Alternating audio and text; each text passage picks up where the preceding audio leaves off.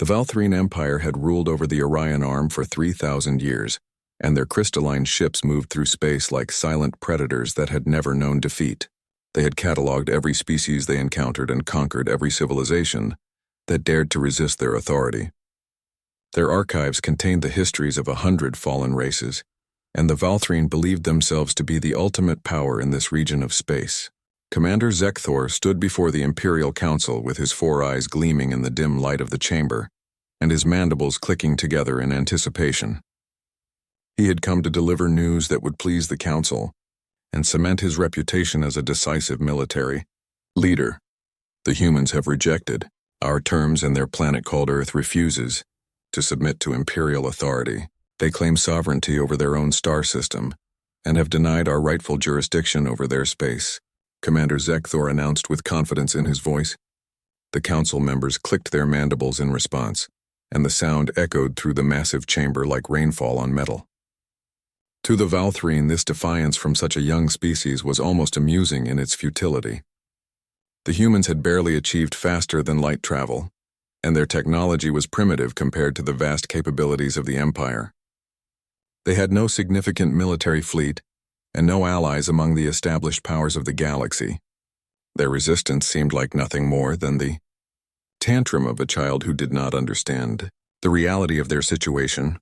However, there was one voice in the chamber that did not join in the dismissive clicking. Archivist Venza stood near the back of the council room, and her body posture indicated hesitation and concern. She had spent decades in the restricted archives and had seen fragments of information that troubled her deeply. There is a matter worth noting, and in the restricted archives there exists a fragment from the predecessor civilization. Venza spoke carefully and chose her words with precision. It mentions a species matching human characteristics, and the fragment is labeled with a warning. Glyph Commander Zekthor turned his attention toward the archivist, and his expression showed clear irritation at this interruption. The predecessors left warnings about solar flares and unstable wormholes too, and their paranoia does not concern us. We have defeated species far more advanced than these humans, and their primitive weapons cannot harm our ships. He waved one of his lower appendages dismissively, and the gesture indicated that the matter was closed for discussion. The council members murmured their agreement, and Venza felt her concerns being swept aside like dust in the wind. Meanwhile, on Earth, the situation looked very different from the human perspective. Admiral Jake Morrison stood in the command center of the UHSF Defiance, and around him, officers reviewed tactical data with expressions of grim determination on their faces. The command center was a massive room, filled with holographic displays and sensor readings that painted a picture of the approaching threat. Every person in that room understood what was coming, and every person had accepted that they might not survive the next few days. They are coming in fast, and 300 ships, maybe more, Lieutenant Kelly Bradford reported from the sensor station, and her voice remained steady despite the fear that everyone in the room could feel. They will be in firing range in 6 hours. Jake Morrison looked at the holographic display that showed the incoming Valthrine fleet as a cloud of red dots moving toward the blue dot that represented Earth. His jaw tightened, and he felt the weight of responsibility pressing down on his shoulders like a physical force. Then we have 6 hours to show them why humanity does not kneel. Send the signal to all defense platforms and to the Armstrong and Lincoln. This is what we have been preparing for. His voice carried through the command center, and everyone present straightened their backs and returned to their stations with renewed focus. Captain Ryan Hayes received the orders aboard the UHSF Armstrong, and he nodded to himself as he read the tactical briefing on his screen. Beside him, Lieutenant Maya Foster began running final checks on their weapon systems, and the ship hummed with energy as its experimental weapons powered up. The Armstrong was one of humanity's newest warships, and it carried technology that had been developed in desperation over the past decade. Every system on the ship represented countless hours of research and testing, and the hope that human ingenuity could overcome superior numbers and technology. Sir, the odds are not in our favor, Maya said quietly, and stated what everyone already knew. Ryan turned to look at his tactical officer, and his expression was calm despite the situation. They never are, but we are not fighting to win. We are fighting to make them regret ever coming here. His words hung in the air, and Maya understood the meaning behind them. This was not about victory in the traditional sense, but about making the cost of attacking Earth so high that the Valthrine would think twice before threatening humanity again. Back on the Valthrine homeworld, archivist Venza could not shake the feeling of dread that had settled in her core. She returned to the restricted archives despite her orders to leave the matter alone, and accessed the ancient fragment that mentioned humans. The text was partial and damaged by time, but what remained made her blood run cold as she read the words left by a civilization that had vanished thousands of years ago. Species designate human and psychological profile extreme persistence and irrational courage when threatened and capacity for rapid innovation under pressure. The fragment continued with words that seemed to pulse with urgency across the millennia. Recommendation: avoid conflict at all costs, and they do not fight to win, but they fight until nothing remains of either side.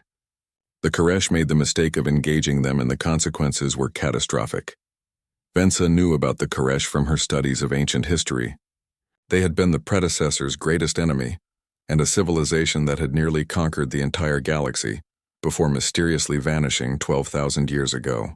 The historical record showed that the Koresh had possessed technology and military power that made even the current Valthrine Empire look insignificant by comparison. Yet according to this fragment, the humans had been involved in their disappearance somehow. She tried to access more information, but the data corruption was too severe, and whole sections of the warning were simply gone and lost to time. She immediately tried to contact Commander Zekthor, but discovered that the fleet had already entered combat. Range of Earth and communication would be delayed by several hours due to the distance involved. Venza felt panic rising in her chest and sent the message anyway, along with copies of everything she had found in the archives. She could only hope that the commander would read her warning before it was too late, and that the Empire would not repeat the mistakes of civilizations past. The predecessors had tried to warn future generations about the dangers of engaging humanity in warfare, and now their warning sat unread in a dusty archive while the Valthrine fleet prepared to attack. The stage was set for a conflict that would change the balance of power in this region of space forever. The Valthrine fleet emerged from hyperspace in perfect formation, and their crystalline ships formed a wall of death that stretched across the darkness of space like a curtain of stars. Their shields shimmered with energy that could withstand the heat of a sun, and their weapons were charged and ready to reduce planets to ash. Commander Zekthor stood on the bridge of his flagship and felt the familiar rush of confidence that came before every easy victory. Transmit the final demand and they will surrender or be reduced to ash, he commanded, and expected to see the humans bow before the might of the Empire within the hour. The response from Earth was not words but action, and every defense platform and every satellite and every ship that humanity had built opened fire simultaneously. The void erupted with weapons fire that should not have been possible for such a young species, and streaks of light crossed the distance between the fleets faster than thought. Lieutenant Commander Lisa Parker sat at her station on Defense Platform Omega-7 and watched her targeting screen light up with confirmed hits. Direct hit on their flagship and shield integrity dropping. She called out and felt a moment of hope surge through her chest. But the celebration was short-lived because the Valthrine shields, though damaged, still held against the barrage.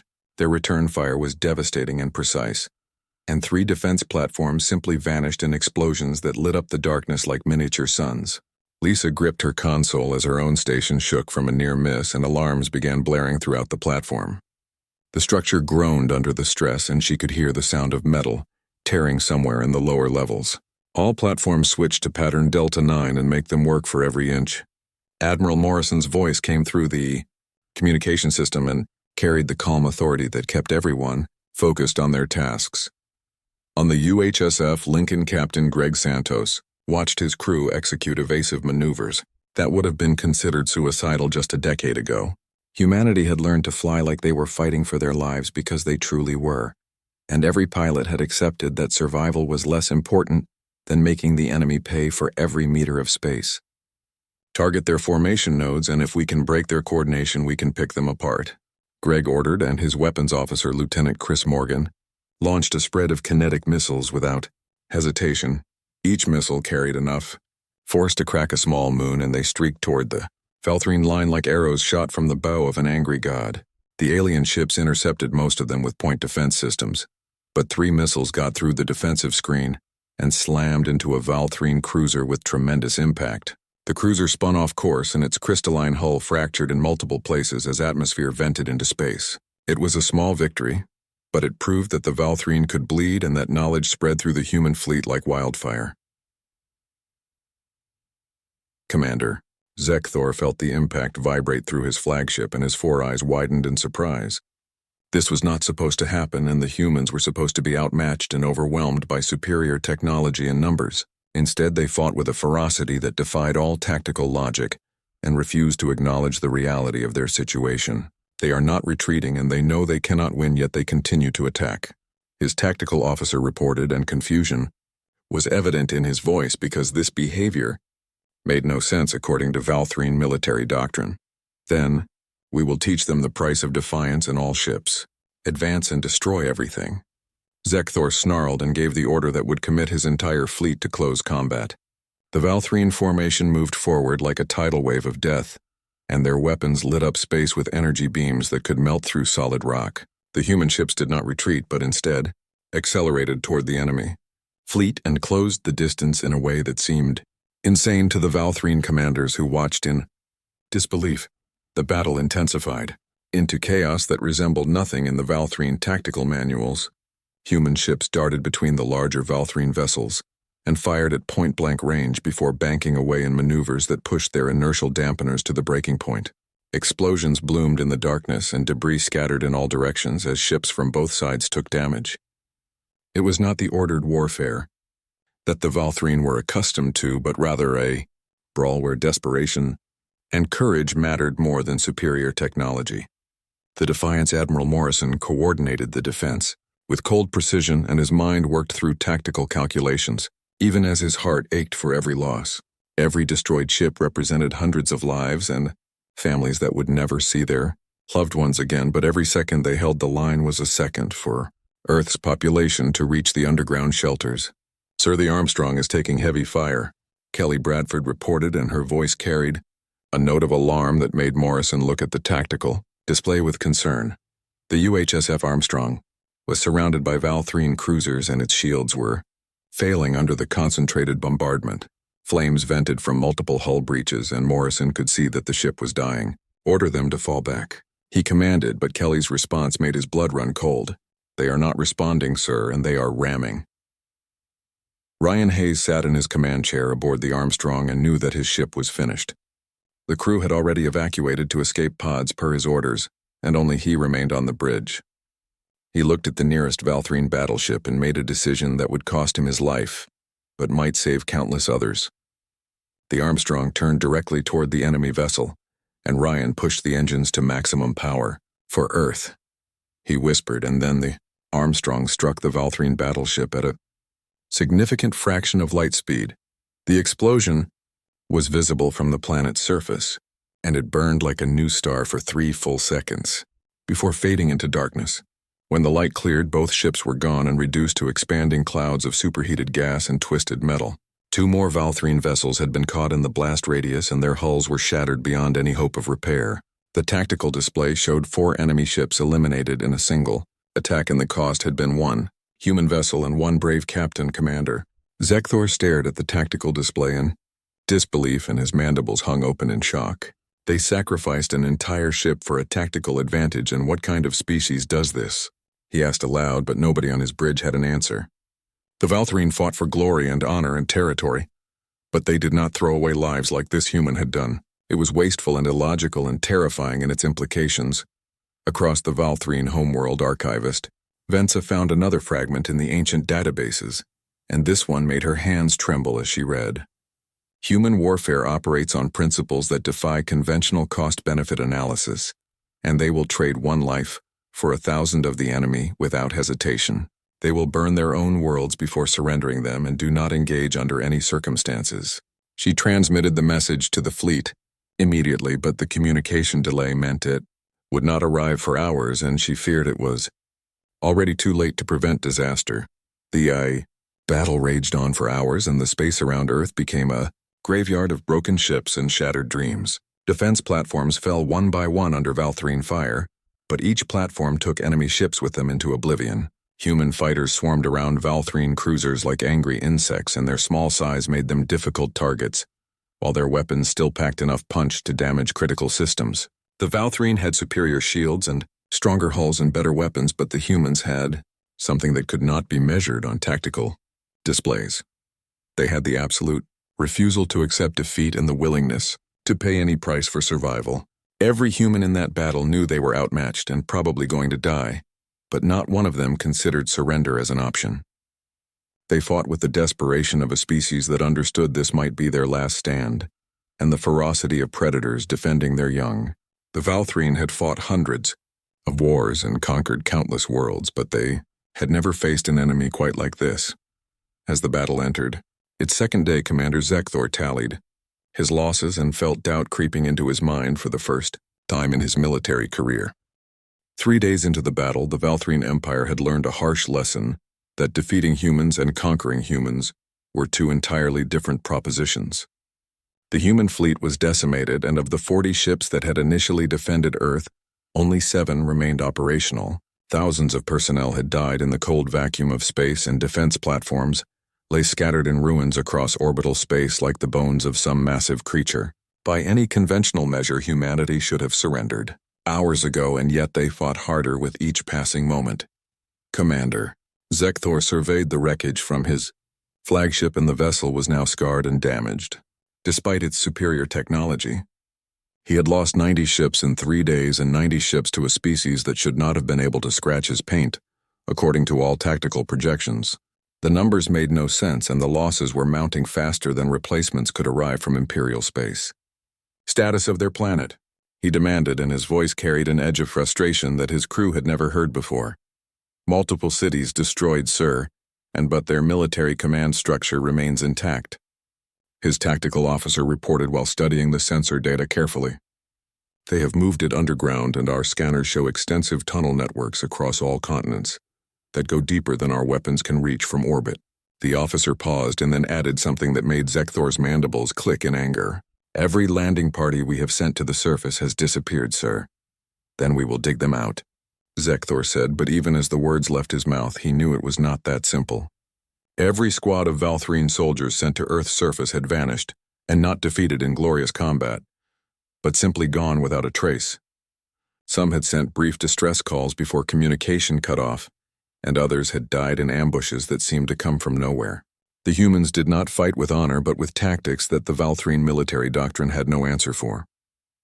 On Earth, Lieutenant Colonel Amy Brooks led a resistance cell in what used to be the ruins of Chicago, and her team of 30 soldiers had killed over 300 Valthrine troops in the past week. They used tactics that would have made their ancestors proud, and struck from shadows and used improvised explosives, and fired sniper shots from collapsed buildings before disappearing into the rubble. The Valthrine soldiers were stronger and better armed, but they moved in predictable patterns and never adapted to the guerrilla warfare that humans had perfected over millennia of fighting each other. They are not adapting, and they keep using the same formations and the same patrol routes, Sergeant Danny Porter observed as they watched another Valthrine patrol march through their kill zone. The aliens moved with military precision down the center of what used to be a street, and their weapons were ready, but their eyes never scanned the right places for hidden threats. They have never had to adapt, and every war they have fought has been won with overwhelming force. Amy replied and checked her rifle one more time. They do not know how to fight an enemy that refuses to line up and die properly. She raised her hand, and her team tensed in preparation. On my mark, in 3 and 2 and 1 and mark. The ambush was over in seconds, and the Valthrine patrol was eliminated before they could call for support. Amy's team melted back into the ruins and already moving to their next position through tunnels and subway systems that the aliens did not know existed. Behind them, the bodies of the patrol lay in the street, and another message to the invaders that Earth would not be taken easily. In space, Admiral Morrison was running out of options, and the UHSF Defiance had taken critical damage that made every system groan in protest. His remaining ships were held together more by stubbornness than structural integrity, and the crews were exhausted beyond measure. But they still had one card to play and one desperate gamble that might change the course of the battle. "Status on Project Prometheus," he asked quietly, and his voice barely carried across the ruined bridge. Dr. Helen Carter's face appeared on his screen, and her eyes were bloodshot from 72 hours without sleep. "We are ready, Admiral, but I need to be clear about something." She paused and chose her words carefully. "We have no idea if this will work, and the technology is based on theoretical physics we barely understand. Will it hurt them?" Morrison asked, and that was the only question that mattered at this point. "If it works, then yes, and if it does not work, it might tear a hole in reality," Helen replied with brutal honesty. "I do not know which outcome is more likely, sir." Morrison looked at the tactical display and saw Earth battered but unbroken. He saw the Valthrine fleet still numbering over 200 ships, and he saw his own forces bloodied and exhausted, but still fighting. The choice was simple, even if the consequences were terrifying. "Do it," he said, and gave the order that would either save humanity or destroy everything. On the moon's far side, hidden from Valthrine scanners, the Prometheus device began to charge. It was humanity's last gamble and a weapon that manipulated space and time itself, and turned the very fabric of reality into something that could kill. The device hummed with power that should not have been possible, and energy readings climbed into ranges that made the scientists monitoring. "It feels sick with fear and anticipation.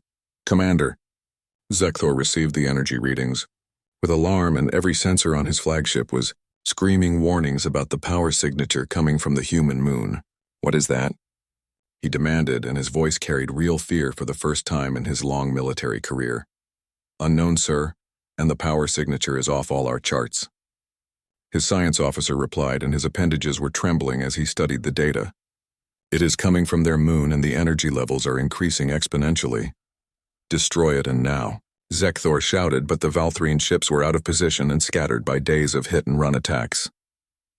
They had spread out to cover more orbital space, and now that tactical decision became a fatal mistake. By the time they began to reorient toward the moon, it was already too late, and the humans had won the race against time. The Prometheus device fired, and space screamed. That was the only way any witness could describe what happened next, and reality itself seemed to bend and twist in ways that should not have been possible. A wave of distorted space and time rippled out from the moon, and every ship caught in its path simply ceased to function. Drives went offline without warning, and shields collapsed like soap bubbles, and weapon systems failed simultaneously. 60 Valthrine ships went dark in an instant, and they drifted in space like dead leaves caught in a current. "Impossible," Zekthor whispered as his own ship's systems flickered and threatened to fail. His science officer was frantically working at his console and trying to understand what had just happened to them. "Sir, they have weaponized dimensional physics." The science officer stammered, and his voice carried disbelief. "We have theorized about this for centuries, but the power requirements alone should have been impossible. For a species at their technological level, they are insane, and that weapon could have destroyed their own planet if it miscalibrated," Zekthor said, and finally understood what he was truly fighting. The humans had built a weapon that could kill them as easily as it could kill their enemies, and they had fired it anyway without hesitation. "Admiral." Morrison watched the effects of the Prometheus device with satisfaction and horror mixing together in his chest. Dr. Carter had warned him that the weapon had a 30% chance of collapsing into a black hole and consuming the entire solar system. Humanity had fired it anyway and gambled with extinction rather than surrender. "That is what you are up against," Morrison transmitted to the Valthrine flagship, and his voice was cold and hard. "We are the species that will gamble with extinction rather than surrender, and we are the species that turns physics into weapons before we fully understand the consequences, and we are just getting started." "Commander." Zekthor looked at his crippled fleet and at the human planet that still defied him, and at the tactical display that showed his once mighty armada reduced to barely more than 100 functional vessels. For the first time in 3,000 years, the Valthrine Empire considered retreat, and the word tasted like ash in Zekthor's mouth, but he could not deny the reality before him. Archivist Venza finally reached Commander Zekthor as he surveyed the crippled remnants of his once mighty fleet. 60 ships drifted dead in space, and another 30 were damaged beyond immediate repair, and his armada was reduced to barely more than 100 functional vessels. The pride of the Valthrine Empire had been humbled by a species that should not have posed any threat, and Zekthor felt something he had never experienced before in his long military career, which was doubt. "Commander, you must see the full archive." Venza transmitted, and her voice carried an urgency that made Zekthor pause despite his desire to ignore her warnings. "I have recovered more of the predecessor warnings, and you need to know what you are facing. Zekthor was in no mood for ancient history, but something in Venza's tone made him open the transmitted file. The full archive unfolded before him on his display, and with each line his confidence crumbled further like a tower built on sand, finally meeting the tide. Predecessor archive and species analysis, human and catalogued 15,000 cycles before present. The text began in the formal style of ancient scientific documentation. Initial contact established with human civilization in early spaceflight stage and physical characteristics, bipedal and oxygen breathing, and moderate strength and durability, and initial assessment unremarkable. Zekthor continued reading, and each revision made his mandibles click with growing horror. Revision 1, and after territorial dispute over resource, rich moon humans demonstrated unexpected aggression. Where retreat was logical, they escalated, and conflict intensity analysis suggested emotional, rather than strategic decision-making, and recommendation increase caution level. Revision 2. And human ships lack defensive capabilities compared to Koresh vessels, and however, humans compensate by attacking with overwhelming concentration of force at single points, and casualties deemed acceptable if objectives achieved, and psychological profile update. Extreme goal orientation supersedes survival instinct. Zekthor felt his blood chill as he read about the Koresh. They had been the predecessor's greatest enemy, and a civilization with technology that made modern empires look primitive. Yet these humans had fought them, and not only survived, but had somehow prevailed.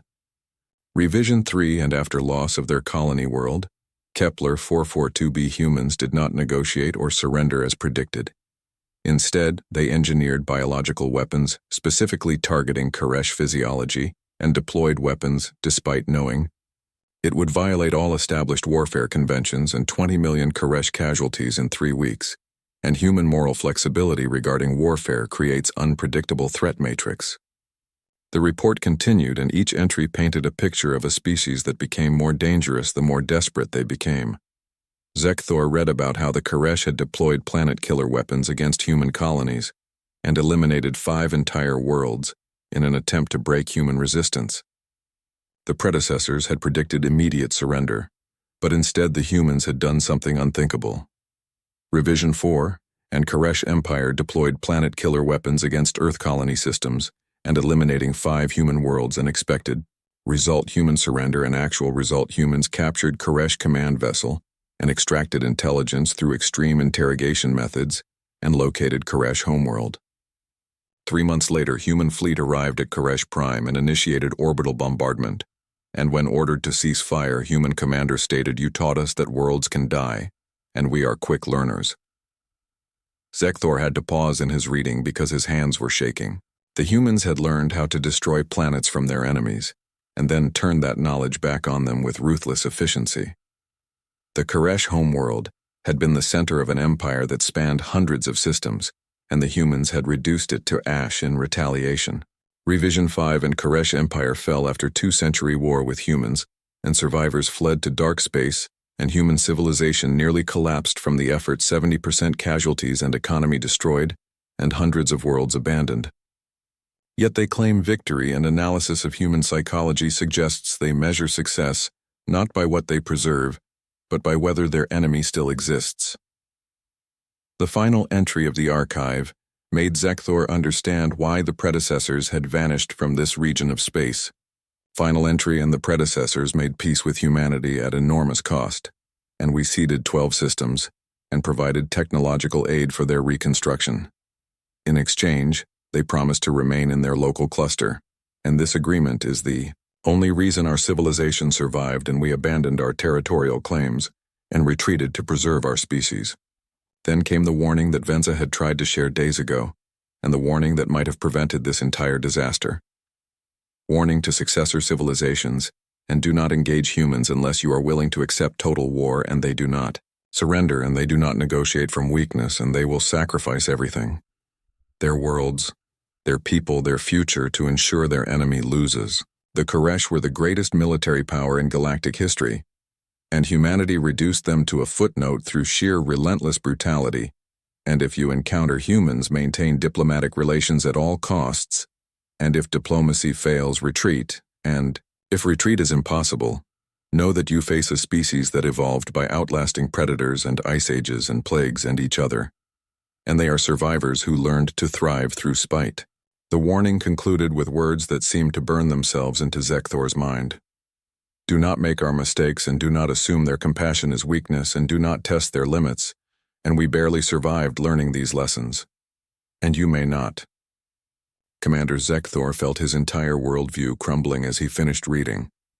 He looked at the tactical display and saw human ships still fighting despite catastrophic damage, and saw the planet below where every landing force had been systematically destroyed. They were not defending their world, and they were teaching us a lesson, he said quietly to himself. His communication officer interrupted his thoughts. Sir, and incoming transmission from Earth. Admiral Morrison's face appeared on the screen, and his uniform was torn and bloodied, and smoke rose from shattered consoles behind him. The human commander looked exhausted, but his eyes blazed with a defiance that Zekthor now understood was the core of human nature. Commander Zekthor, Morrison said, and his voice was calm despite the chaos visible behind him. You have lost a third of your fleet, and you have accomplished nothing except proving that we can hurt you. So here is what happens next, and you can continue this war. And maybe you will eventually destroy Earth. But we have already seeded colony ships with our full knowledge base to a dozen systems you will never find, and humanity will survive. And we will spend the next 1,000 years building weapons for the sole purpose of destroying your empire. Morrison paused and let his words sink in before continuing. Every species you have conquered will hear about how a primitive race bloodied the mighty Valthrine, and they will rebel, and your empire will fall, and maybe not today, but we will make sure it happens. Zekthor wanted to respond, but Morrison held up his hand. Or you can leave and right now, and we will call this a misunderstanding, and we will stay in our corner of space, and you stay in yours. And nobody has to learn what humans are really capable of when we stop holding back. Holding back. Zekthor could not help but ask. You have sacrificed half your military and multiple cities. Morrison smiled, and it was not a pleasant expression, but rather the smile of a predator that had been playing with its food. Commander, we have 5 billion people on Earth, and every single one of them knows how to make explosives from household chemicals, and we have been killing each other for 10,000 years over gods and resources and insults, and we got very, very good at it. What you have seen is us being restrained, because some of us still hope for peace, and if you want to see what we are like when we stop hoping, then by all means, continue the war. On the Defiance Bridge, Kelly Bradford monitored the sensors and watched the power readings from weapon systems that humanity had not yet deployed. Should I tell him about the antimatter stockpile? She asked quietly. Morrison shook his head slightly and let them wonder, and let them imagine what else humanity had prepared in the years since first contact. Zekthor looked at the archive and at his crippled fleet, and at the human commander who spoke of atrocities as casually as discussing the weather. And he made the hardest decision of his life. We will withdraw, and but know this, human. If your kind ever leaves your designated space, the full might of the Empire will return. Fair enough, Morrison replied, and his expression did not change. And you know this, Valthrine, and if you ever come back here, we will not settle for just bloodying you next time. The transmission ended, and Zekthor gave the order to retreat, and the Valthrine fleet began its withdrawal, leaving behind the wreckage of their hubris and their shattered confidence. The Valthrine fleet disappeared into hyperspace, and Earth waited in silence for 3 hours while everyone held their breath and half expected the alien ships to return. When the sensors finally confirmed they were truly gone, Admiral Morrison allowed himself to collapse into his command chair and felt the weight of 3 days of constant battle finally catch up to him. His body ached and his mind was foggy with exhaustion, but the war was over, and humanity had survived. Status report, he said quietly, and his voice was hoarse from shouting orders over the sound of explosions and alarms. Kelly Bradford's voice was hollow as she read the numbers that would haunt them all for years to come. 33 ships lost with all hands, and 7 ships heavily damaged but salvageable, and 14 defense platforms destroyed, and estimated military casualties 42,000. She paused and took a breath before continuing. Civilian casualties from orbital bombardment 1.3 million in Chicago and Seattle and Mumbai and Lagos are gone, and Berlin and Tokyo are heavily damaged. The Bridge was silent, and victory, if it could be called that, had a terrible weight that pressed down on everyone present. They had won, but the cost made the word victory feel hollow and meaningless. Morrison closed his eyes and thought about the families who would never see their loved ones again, and the children who had been orphaned, and the cities that would take decades to rebuild. On Earth's surface, Lieutenant Colonel Amy Brooks stood in what used to be downtown Chicago and watched the sun rise through a haze of smoke and dust that still hung in the air. Her team had survived, but she knew dozens of other resistance cells had not been as lucky. The city around her was a graveyard of twisted metal and collapsed buildings, and the silence was broken only by the occasional sound of something settling or falling in the ruins. Was it worth it? Sergeant Danny Porter asked quietly as he stood beside her and looked at the devastation. Amy was quiet for a long moment and considered the question carefully. Ask me in 100 years, and if humanity is still free and if we are still making our own choices, then yes. If we are slaves to some alien empire because we surrendered, then no. She turned to him and her face was streaked with dirt and dried blood. All I know is we did what humans always do and we survived. In the ruins of the Pentagon's underground command center, civilian leaders were already arguing about what came next. President Linda Hayes had spent the entire war in a bunker, coordinating evacuation efforts, and now she listened to the military advisors and politicians debate with growing frustration. The room was packed with people who all had different ideas about how humanity should move forward, and the arguments were becoming heated. We need to rebuild the fleet immediately, General Carl Bennett argued and slammed his fist on the table. The Valthrine could return and we need to be ready. We need to rebuild our cities, Senator Frank Garrett countered, and his voice rose in anger. Over 1 million people are dead and millions more are homeless, and you want to spend our resources on more weapons. We need both, President Hayes said firmly, and her voice cut through the arguing like a knife. And we need something else, and we need to make sure this never happens again. She looked at each person in the room, and her expression left no room for debate. Admiral Morrison bought us breathing room, but that warning about staying in our space is not a peace treaty, and that is a prisoner telling us which cell is ours. She stood up and placed her hands on the table and leaned forward. We are going to rebuild, and we are going to research, and we are going to prepare. The next time someone comes to our solar system and demands we kneel, we will not just bloody them, and we will make sure they never threaten anyone again. In space, Dr. Helen Carter supervised the shutdown of the Prometheus device, and her hands were still shaking from the adrenaline and fear of what they had done. The weapon had worked, but barely, and the calculations showed they had been within 2% of creating a catastrophic dimensional collapse. 2% away from destroying everything in a 5-light-year radius and killing not just Earth but every system nearby. We are insane, her assistant Dr. Kevin Walsh said as he reviewed the data. We actually fired this thing, we are human, Helen corrected and looked at him with tired eyes. When someone threatens extinction, we threaten it right back, and even if it means risking everything. She looked at the scarred surface of Earth visible through the viewport. Now we need to make sure the next version does not have that risk, and because there will be a next version, across human-controlled space colony worlds received the news of Earth's survival with celebration and grim determination.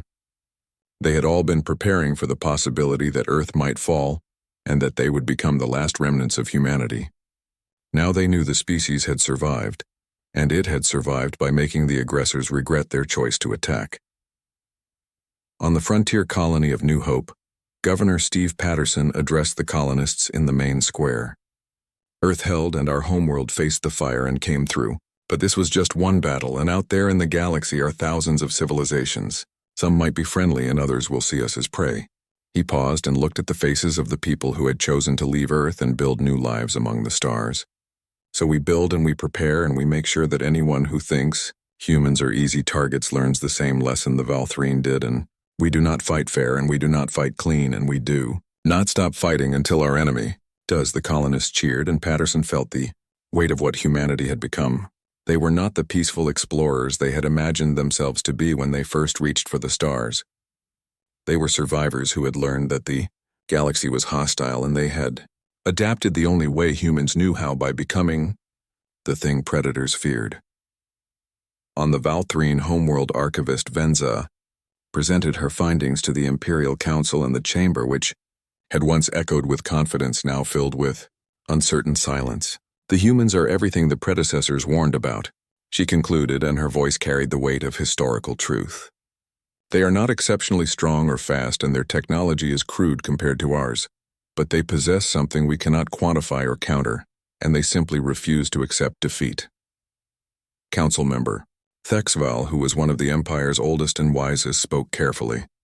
Then we must ensure we never give them reason to leave their space, and we will mark their systems as forbidden territory, and any ship that enters human space does so against Imperial law. We are afraid of them, another council member said, and the words carried shame. The Empire afraid of a species that could not destroy even half our fleet. No, Thexval corrected, and his voice was firm. We are being smart, and the Koresh were not afraid of the humans either, and where are they now? Back on Earth, Admiral Morrison stood in a cemetery in what used to be the suburbs of Washington. Row after row of graves stretched before him, and each one represented someone who had died defending their world. He found the grave he was looking for, and it belonged to Captain Ryan Hayes, who had sacrificed himself and his ship to destroy a Valthrine battleship. We held, Morrison said quietly to the headstone. You bought us the time we needed, and we held, and I hope that means something, and I hope it was worth it. He knew it was a question humanity would be asking itself for generations. They had survived, but at a cost that would echo through their civilization for centuries. They had proven they could fight off an empire, but in doing so they had revealed themselves to a galaxy that now knew humanity was dangerous. Morrison walked away from the cemetery. He thought about the predecessor warning that had tried to save the Valthrine from their own hubris. How many other civilizations out there had similar warnings, and how many species looked at humanity with fear now? Maybe that was the price of survival in a hostile galaxy. You could not be both safe and harmless, and humanity had chosen safety, and the galaxy would remember. On the Defiance, now in orbital, dock for extensive repairs, Kelly. Bradford discovered something in the final analysis of the battle. She brought it to Morrison immediately. Sir, I have been reviewing the Valthrine retreat, and they did not just leave, and they broadcasted on all frequencies as they went, and it was a warning to every species in this spiral, armed to avoid human space. Morrison absorbed this information. They are telling everyone we are dangerous. Yes, sir, and is that a bad thing? Kelly asked. Morrison looked at Earth through the viewport and saw the scars visible even from orbit, and saw the lights of cities that had survived and those that were just memories now. I do not know, he admitted. But it is what we are now, and the galaxy wanted to know what happens when you threaten humanity, and the Valthrine just sent them the answer. And in the depths of space, that answer spread from civilization to civilization, and a warning that would endure for millennia. There is a species young and reckless in the outer rim, and they call themselves humans. And do not threaten them, and do not attack them, and for they do not fight like civilized beings, and they fight like the universe owes them victory, and they will tear down reality itself rather than admit defeat. The predecessors tried to warn us, and the Koresh learned too late, and the Valthrine barely escaped and let their mistake be the lesson we all remember.